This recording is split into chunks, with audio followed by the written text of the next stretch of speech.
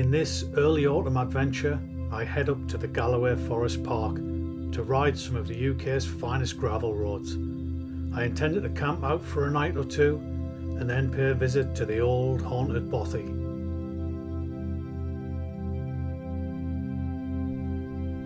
The weather forecast looked promising with mild days but chilly nights, which is all you can hope for at this time of year.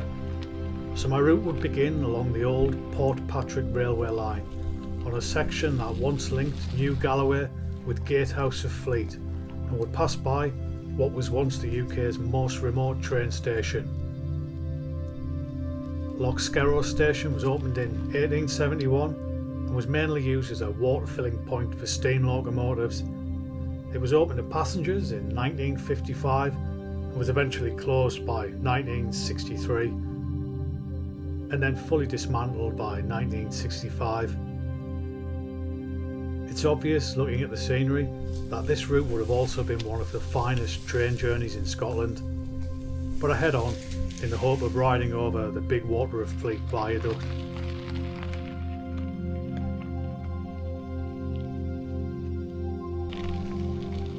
Hiya.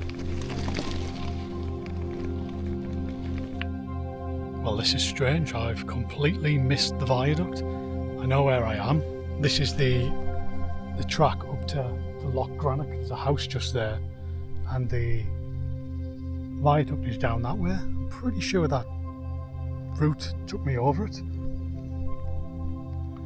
Never mind. I've been there before, so I guess I'll just make my way up there to Loch Grannoch.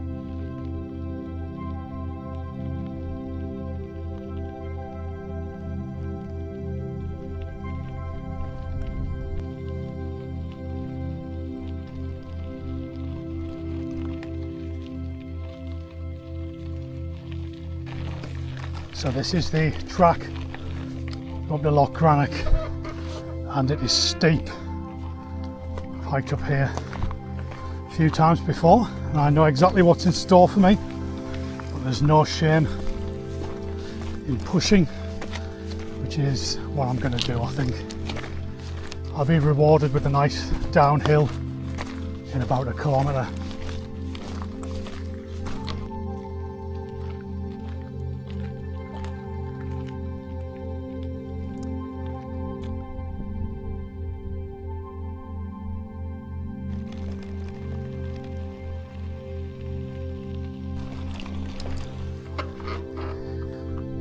Well, there's the potential for a beach camp tonight. I think I'll go and check the lodge out first. I think I'm going to go on the beach actually. I might get a bit of sand in the tent, but who cares? It's probably going to be a better place to camp. Get a bit of sun in the morning as well, and a bit of this late evening sun.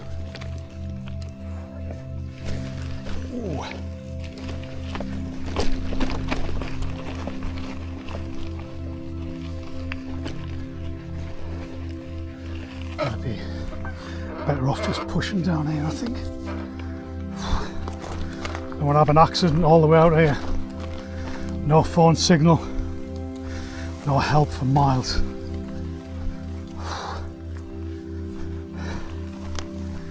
Ah, this looks good.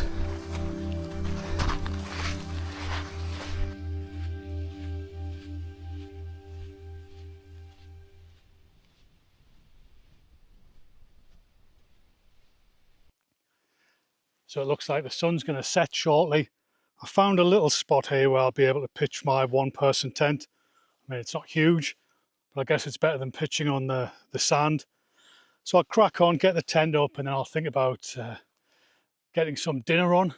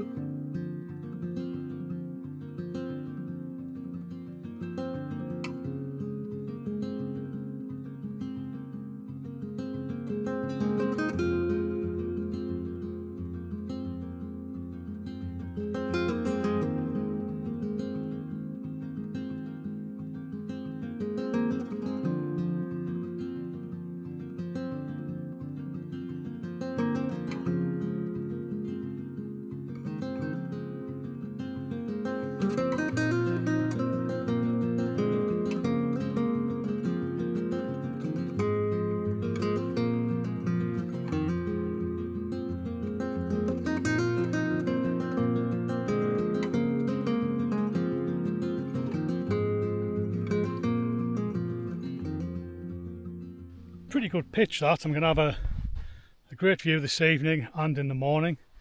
The midges are coming out a little bit though, so I'm going to go and get my tights on. I'm just using the Jack Wolfskin tent, which is a brilliant little tent. Colour's a bit iffy, but because it's kind of like semi-freestanding, you can pretty much just pitch it anywhere. There's enough room in there for me, just for one person. So I'm going to go in. I've got cycling shorts on as well. I'm going to get those off and yeah, get myself settled in for the night, I think. Well folks, the midge are out in force. Got the leggings on, looking good. I filtered some water, that's on the boil. And this evening's meal is going to be a real termite Arctic field ration. This is the lapskaus, which is beef and potato stew. Now there are some other things in here, but I'm probably going to struggle to read them without my glasses. So we've got beef and potato stew, we've got a bag of salted peanuts, some dried fruit, an energy drink, fruit soup, a disinfectant wipe, might come in handy for the morning, coffee and some chewing gum. So let's have a go at this. I'll just let it boil for a minute or two. This loch was actually affected by acid rain after Chernobyl. I know that was a while ago now, but can't be too careful. Although I don't think boiling the water is going to do anything about the potential radiation hazards. But I've drank water from here before and I'm still alive. So I bought the Helinox ground chair. Have a look at that bad boy. Very expensive. About £100 I paid for this, which is ludicrous. But I like to sit down at camp.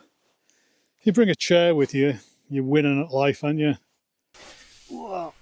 Whoa. I mean, I could just sit here, but my arse would get damp. And this will allow me to sit up in the tent this evening once the sun goes down. I've got my book. I've got some peppermint tea. No booze for this trip. Because we've got a heavy day on the bike tomorrow, so I want to be primed. Yeah, so I can sit in the tent and just kick back and relax. Well, as much as you can kick back and relax in a one-person tent. Not a lot of room in there.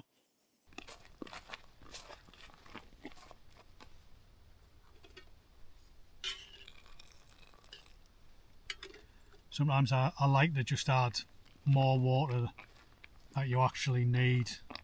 Might end up a bit like a stew, bit of a soup, but it's all rehydration and that means you're not getting any crunchy bits at the bottom of the packet. Right folks, we're sitting in the expensive throne and we're just gonna go in with a bit of this beef stew. I mean, I'll be honest, it does look like it has the consistency of baby food, but hopefully it'll taste alright.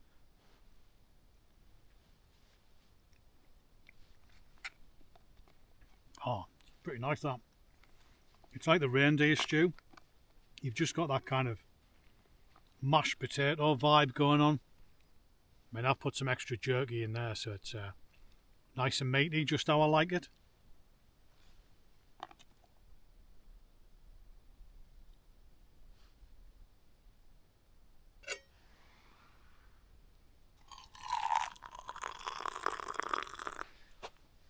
Peppermint tea.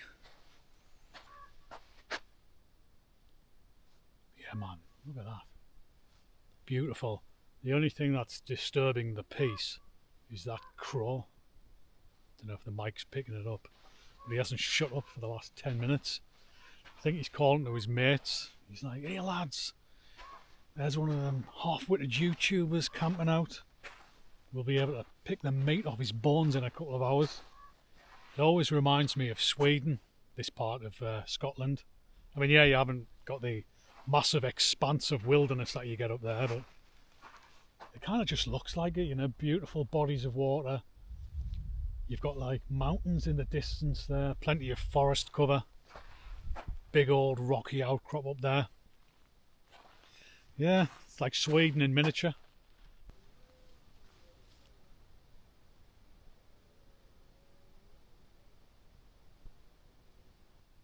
Well folks, I think I'm going to turn in. It looks pretty light on camera, but it's starting to get dark now. But yeah, I've just stood here and listened to a stag over that end of the loch. I mean, I think it's a stag, giving a few belly roars. But yeah, I'm going to turn in and I'll try and get a night lapse tonight. We'll see how that works out. But I'll catch up with you again in the morning.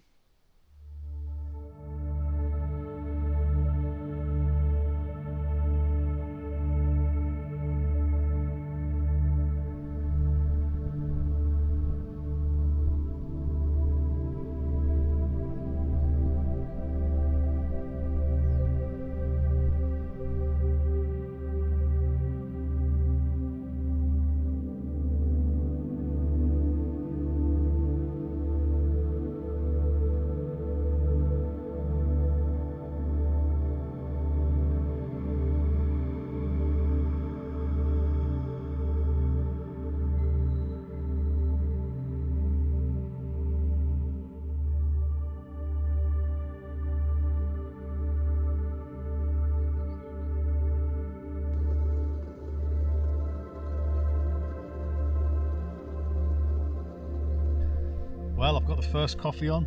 I was going to bring some coffee bags with me, but in the end I decided to bring the little GSI Java drip. Because you can't beat real coffee in the morning. I've got some little milk sachets as well, so I've got a lovely real milky coffee here.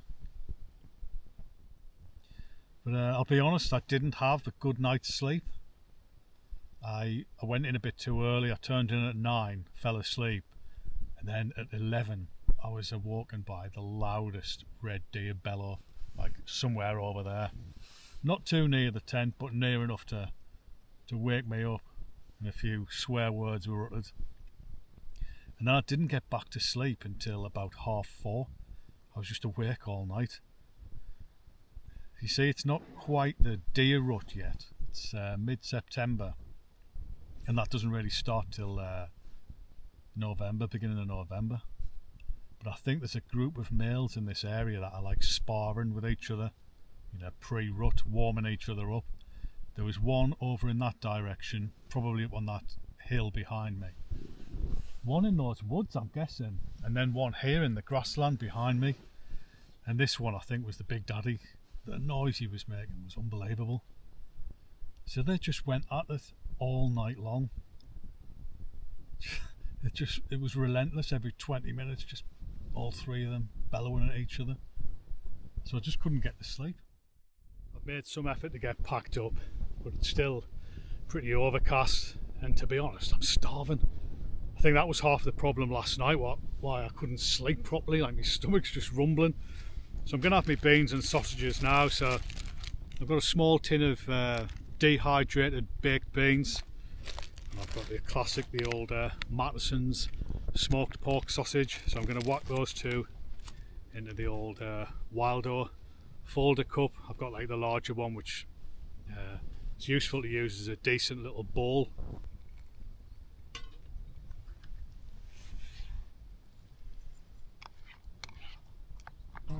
Those have rehydrated nicely, so I've got a very lightweight little breakfast there, weighs nothing.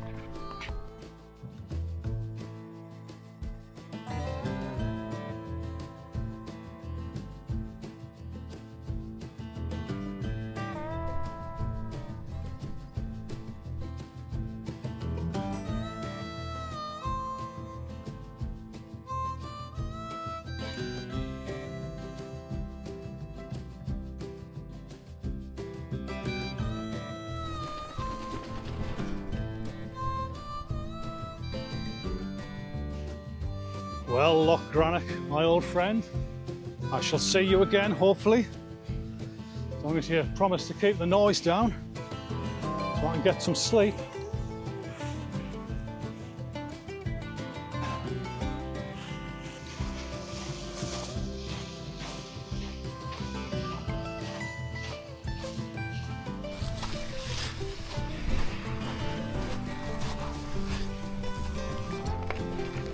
There's some excellent gravel here in Galloway, but a lot of it's really chunky. I wouldn't like to use anything less than the tyres that I have on this bike, especially coming downhill. Some of it can really move around under your wheels. Got 2.3-inch tyres on this bike.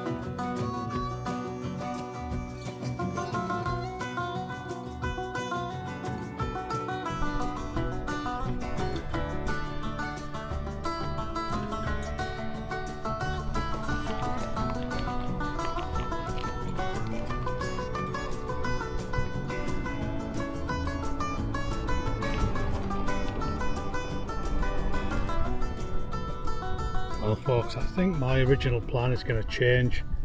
It's 20 past 12 now and I've actually just missed the turn off down the old Edinburgh road. Didn't even see it.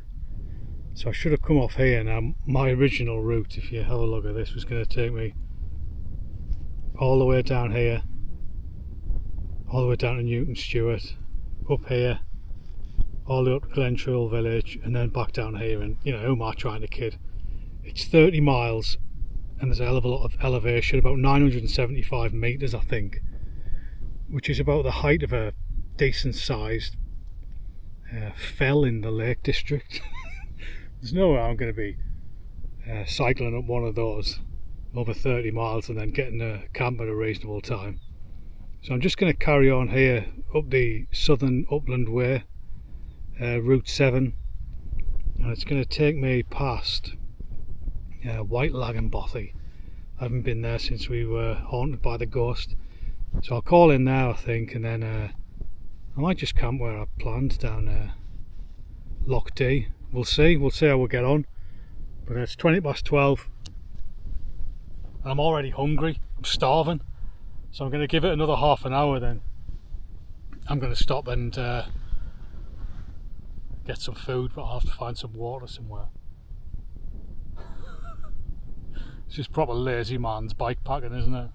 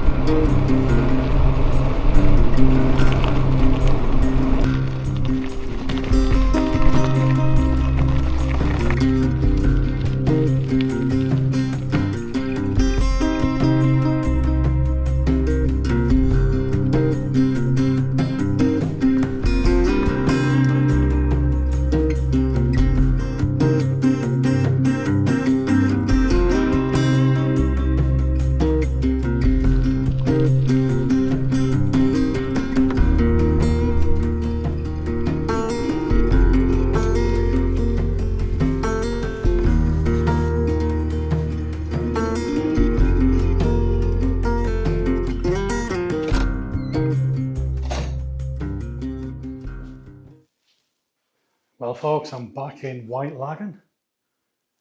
So it's been almost a year since I was last here with my mate Marty, where we saw some poltergeist action, chairs moving, this door slamming.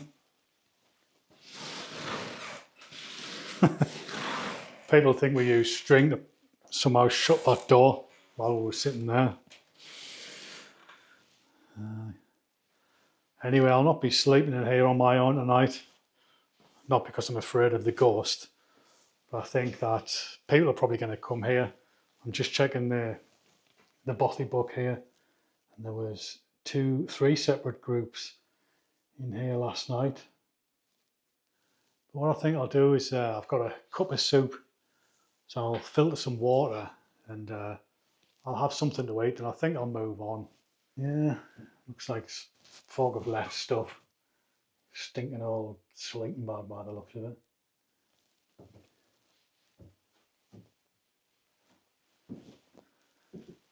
Still a bit of spare food lying around. I mean, which beans are you going to go for? Heinz beans or simply baked beans? I'm going for the Heinz every time. A bit of gas left, some Tesco chicken curry. Oh, some porridge. Some nasty instant coffee and other bits and bobs. I think you're advised against leaving food in bothies. I mean, it does seem like a good idea on the face of it, but it attracts rats and mice and stuff like that. Yeah, so anyway, I'll get some something to eat, and then now I'll decide what I'm going to do. Last time I would say there was a table here. That seems to have gone. Someone's probably burnt it on the fire. That's the usual carry-on that goes on in these places. Just a bit scruffy really, isn't it?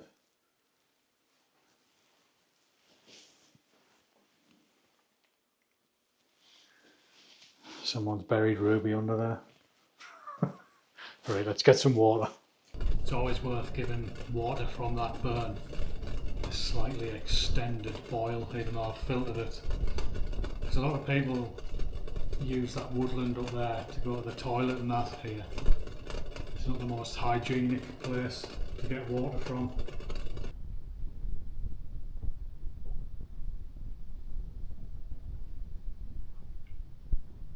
Just sorting my food out, seeing what I've got in here. I always tend to bring a little bit too much, but I'd rather have too much than too little. So I'm just having one last look around White Laggan, Bothy.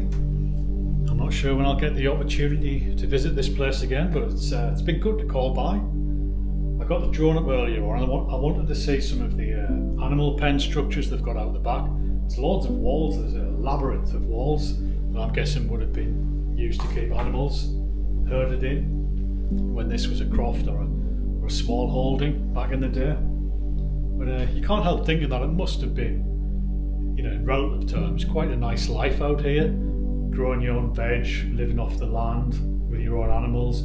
You'd wake up every morning, you'd breathe clean air, and you've got amazing views from your house. And if you contrast that with what was going on in other cities a couple of hundred years ago, you know, Victorian slums and all that kind of stuff, I'm guessing life out here would have been pretty damn good in comparison.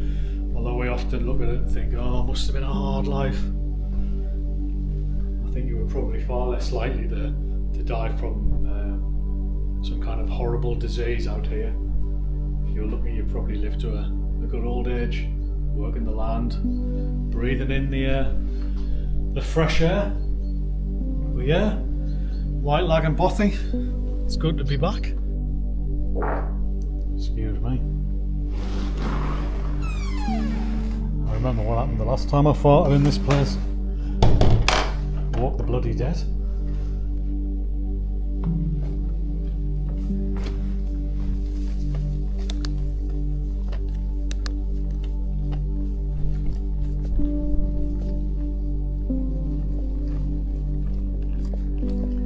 There is a half decent place to camp just here on my right hand side. I'm not sure if you'll be able to make it out in the camera, but there's some platforms for view in the night sky and a decent bit of flat grass, so I can always pop back there if I manage to get down this without injuring myself. So if I don't find anything suitable, I can always come back and just camp there. Doesn't look too bad.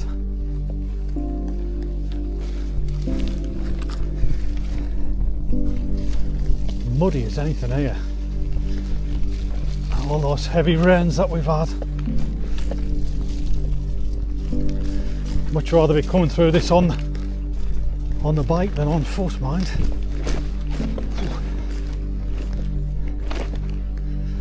I think the worst of it.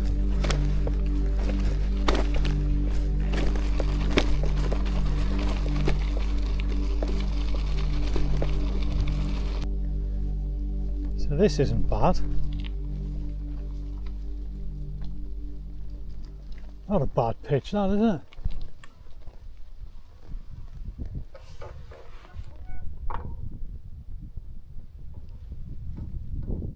So this is a good spot, but I'm having a bit of a dilemma. You see, I think it's only is it 10 to 5 or 10 to 4? It's 10 to 4, you know, it's just a bit early. I can cycle back the way I came, down towards the end of Clattering Shores. It's only 10 miles, and I can get down the Raiders Road and camp by the otter pools. And then that means I've only got 10 miles to cycle back to the truck in the morning, so I can have a bit more of a relaxed morning. So I don't know what to do. I think do you know what, if I had some booze, if I had some red wine now, I'd just put my tent up and I'd just relax and you know, drink a few beers, have a few glasses of wine. But because I've knocked that on the head, I'm like, well, I'm just gonna be sitting here staring at the mountains. So I might just head back towards the Raiders Road. By the time I get there, you know, it'll probably be about an hour and a half, so 5, half 6. Quickly get pitched up and then have me dinner. And it'll stop us twiddling me thumbs, you know. Even though this is an epic camp spot and one that will be no doubt revisited. But I'm gonna make some tracks. I've had something to eat in the Bothy, and I've got energy, and I don't want to cycle all the way into Glen True just to cycle all the way back here. Yeah, I'm gonna retrace my tracks.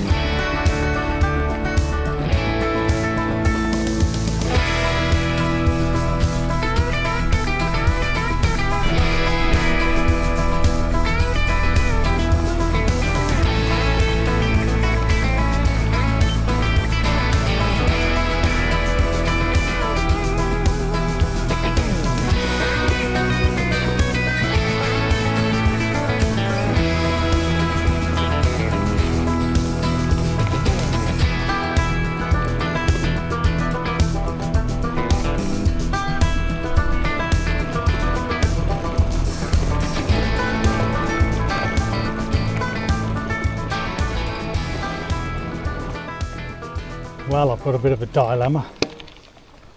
I'm not far from the truck. I've just put my head down. I seem to have plenty of energy for some reason.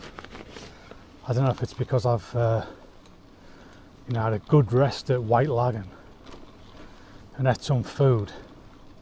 So I thought I'd head to the otter pools on the Raiders Road, but this road is still open, so it's actually rammed full of people. So I'm kind of thinking, do I try and find somewhere down here at the camp? But I'm literally 3 or 4 miles away from the truck, and time wise it's 26 minutes past 5. I could be home in my bed tonight.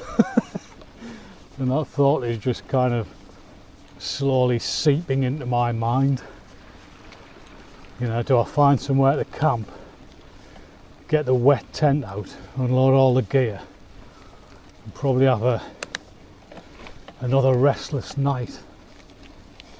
Or do I just load the bike onto the back of the truck and within 3.5 hours I'll be back in my own bed. I've got a nice cold couple of cans of Guinness in the fridge, some decent food. Oh, I don't know.